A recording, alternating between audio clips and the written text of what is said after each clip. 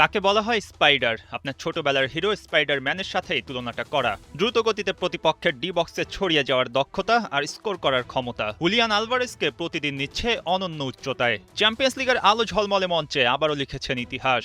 আর্জেন্টাইনদের মধ্যে সবচেয়ে কম ম্যাচ খেলে ২৫ গোলের মাইলফলক স্পর্শ করেছেন আর ভেঙেছেন লিওনেল মেসির রেকর্ড।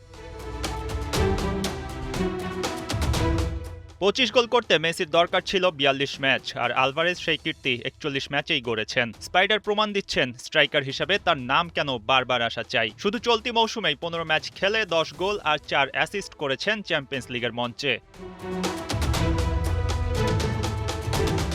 প্রতিপক্ষ ডিফেন্সকে চাপে রেখে বল দখলের দক্ষতায় আলভারেজ বেশ এগিয়ে। ধারাবাহিকভাবে এই কাজ করে বড় ম্যাচের সেনানী হয়ে উঠেছেন তিনি। ম্যানচেস্টার সিটি থেকে আলভারেজকে ছাড়তে চাননি পেপ গার্দিওলা, কিন্তু আর্লিং হালান্ডের ছায়ায় পড়ে ম্যাচ খেলাও তো হচ্ছিল না। ফলে আতলেতিকো মাদ্রিদে আসতে হয়েছে তাকে। নতুন ক্লাবে যোগ দেওয়ার কথা উঠছে এখন, সেটা বার্সেলোনা, পিএসজি বা আর্সেনালও হতে পারে।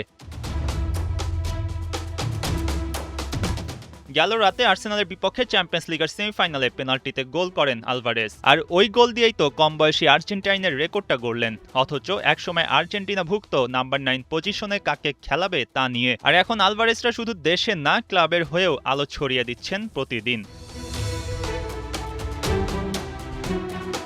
আসন্ন ফুটবল বিশ্বকাপে আলভারেজের গায়ে আবারও উঠবে আর্জেন্টিনার জার্সি। মেসিকেও হয়তো শেষবারের মতো দেখা যাবে সব ঠিক থাকলে। যার রেকর্ড ভেঙে চ্যাম্পিয়ন্স লিগের রেকর্ড গড়েন আলভারেজ, সেই মেসির সাথে একই মাঠে স্পাইডারকে দৌড়ে বেড়াতে দেখলে আকাশী নীলের দর্শকরাও উচ্ছ্বাসে ভাসবেন, সাক্ষী হবেন ইতিহাসের।